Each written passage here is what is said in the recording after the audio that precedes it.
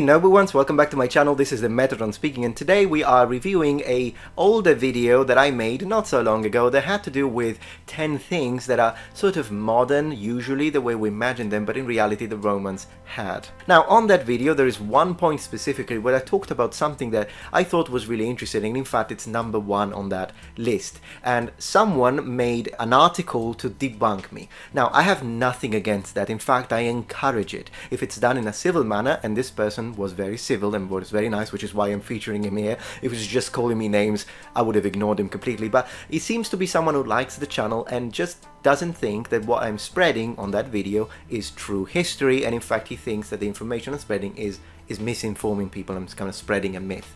I accept that, but of course I kind of wanted to have a look at it, because if what I'm saying is indeed wrong, then I do want to correct it, and sometimes I've cut off snippets of videos of mine when the information presented was proven to me as being incorrect. So if I say something wrong and you notice it, I'll remove it.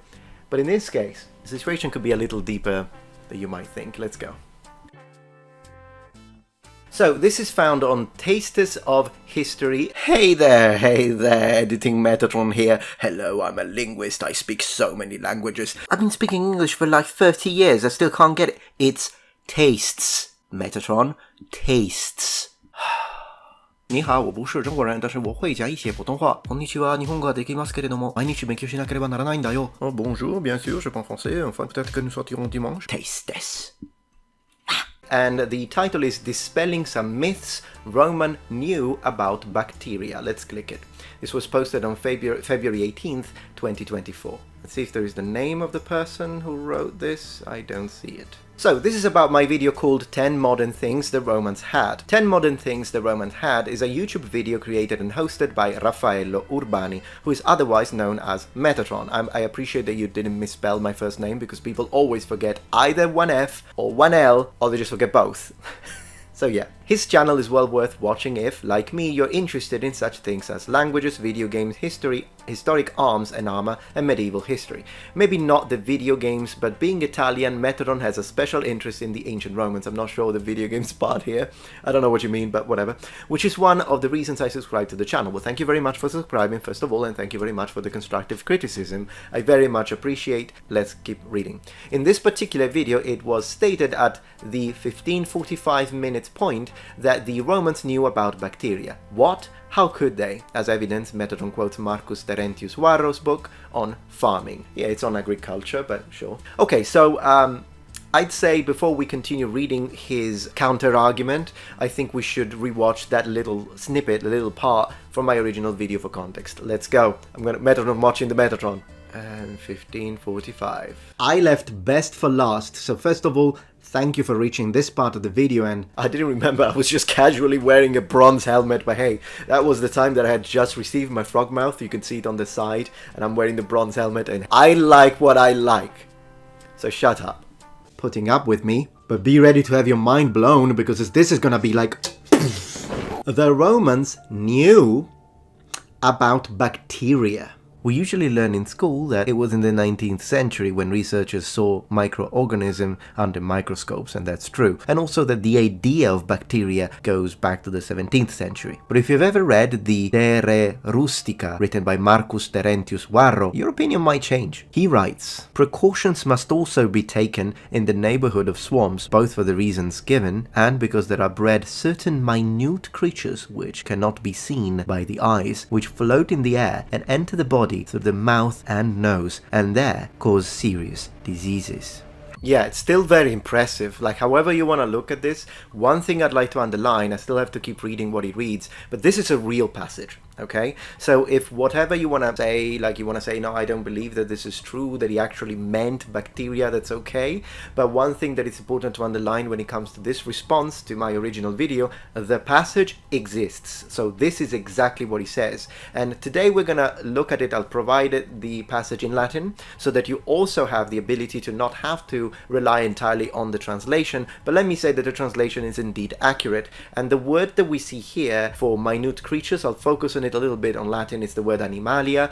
We'll discuss that as well a bit more in details. But let's finish up and see what I said about it, and then we'll see what he reads, and I'll continue from there. How did Varro know? At the end of the day, he did say that the creatures were not visible.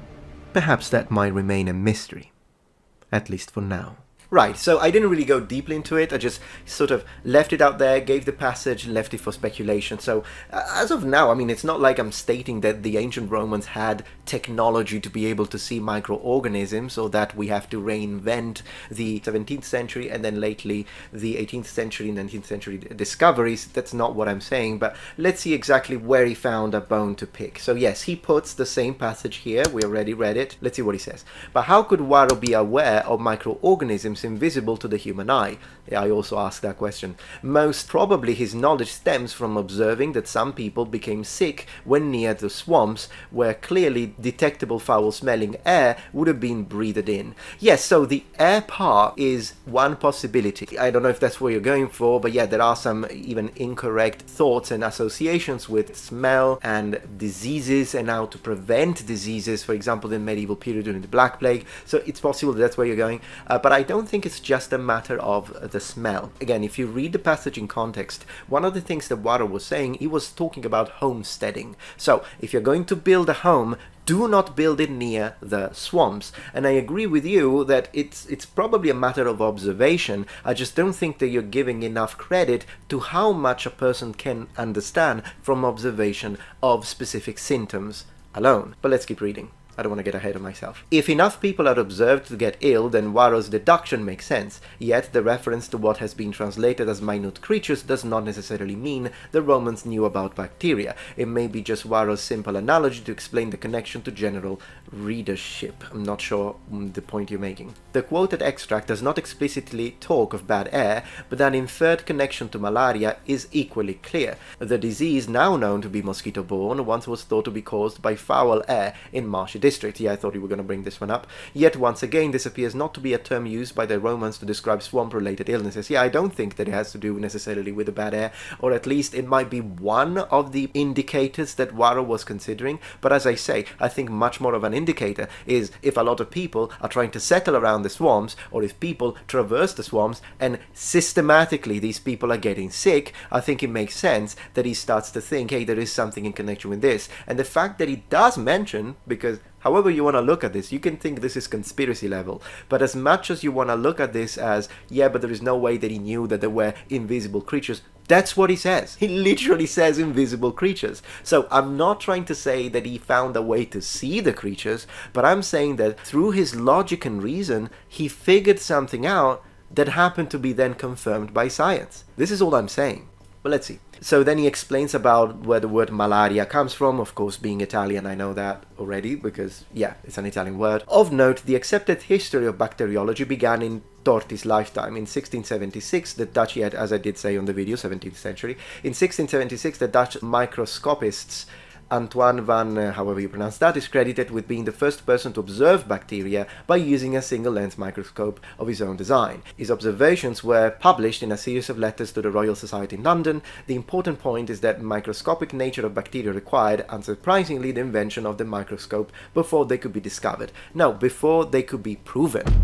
This is a major point. I think it's almost over. Keep that thought in mind because I'll expand on it. The microscope, suffice to say, is not something the Romans ever did for us. Okay, yes. So, as a critique, I don't think that is 100% fair, in the sense that I still don't think I said anything wrong, and I will show you that I'm not the only one. This is not a matter of, well, a YouTuber is saying something silly. There is, in fact, a quite important association in Edinburgh that makes the exact same connection as I make, and I will, of course, show it to you in a second. But before doing that, I'd like to point out, we agree, the Romans didn't have a freaking microscope. I never said they did. I only said that by reading these passages, it's quite evident that Varro reasoned his way into real science, even without the technology needed to prove his point. So, did everyone who read the book on agriculture believe him? Some people did. Maybe some people thought, yeah, whatever, yeah, microscopic creatures, yeah, sure, Varro, great. But he was right. So this is what's impressive about this, and this is why I presented it as #1 fact into my top 10 that day, is because however you want to put it, he does say microscope invisible creatures, and they are so small that they enter your nose and mouth, and that's exactly where they enter the body when it comes to these sort of diseases. And that is impressive that he figured that one out without the technology. That is some intuition right there. And I do think that you are, again, no hate towards you, but I do think you are not only underestimating how much reason and logic with people that are highly educated and highly intelligent can compensate for the lack of technology. Did he figure out that invisible creatures that cause diseases and enter your body that lived near swarms existed? I strongly believe so. And simply, he didn't have the tech to prove it. But the idea of looking at symptoms and understanding what's behind those symptoms is absolutely plausible. Now, as you know, I mentioned the Latin, so this is the text, original text in Latin, and you'll notice that the word that is usually translated as invisible creature is correct. Invisible is indeed invisible, that's what that word means. And also the Latin word animalia, which is a plural of the word animal, and this word is a neutral noun third declension word, and it has multiple meanings in the sense that it's polysemic and it depends from context. Now, of course, as you can tell if you speak English or any Romance language, it's very close to the word animal, and that is one of the meanings, but it also contains the meaning of living thing, offspring, creature, beast, brute, and insect. Now, so the fact that translators are using the word creature to me is fine, because there is no other indicator in here that he meant a specific type of creature. But creature is indeed one of the possible choices, and I think it's a coherent translation in this specific context. Let's talk about the official stance of the Royal College of Physicians of Edinburgh,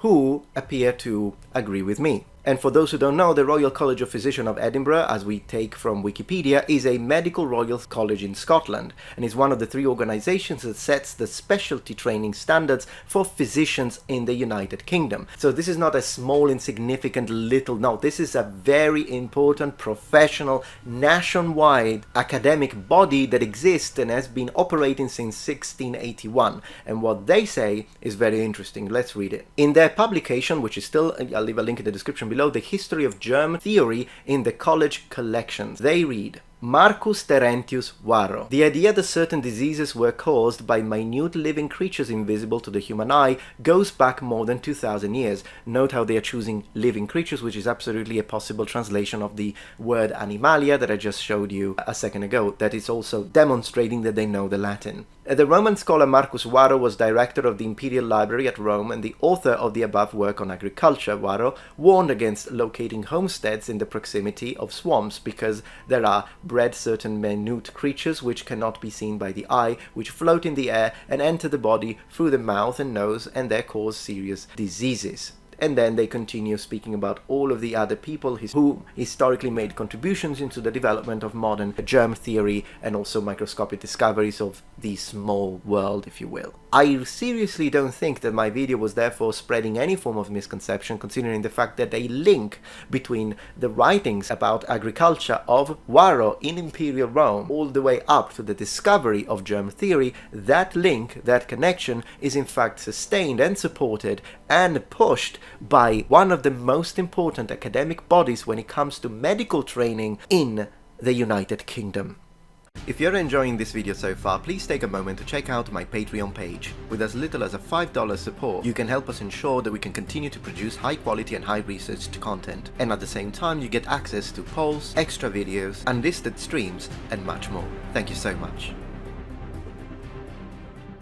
It would be correct to say the Italian word malaria is derived from mala aria, literally meaning bad air, a combination of mala, bad, from Italian malus, plus aria, air. Yeah, I mean in modern Italian now we say cattivo more than mala. Mala is kind of slang, but whatever. Rather, malaria was probably first used by Italian physician Francisco Torti. By 1866, however, the word was being applied to the disease itself, superseding the earlier term malaria fever. And there is a picture of Francesco Torti. I did think it was Francesco rather than Francisco, to be honest. At the end of the day, yeah, the Romans didn't have the same computers that we have when it comes to like calculating extremely complicated mathematical problems and solving them, but they still managed to build incredible machines. And if you go into like the medieval period, I mean, an engineer who had to write down and calculate everything to create an effective trebuchet. Do we want to talk about that? Simply because they didn't have a computer, it doesn't mean that they couldn't use their own reason, logic, and understanding of the natural world to come to extremely complicated things that now we can more easily achieve. So, in this case, I don't think I need to cut anything off. I've done it before, as I said, but in this case, I appreciate, of course, your rebuttal, but I don't think that I wasn't spreading any form of misconception.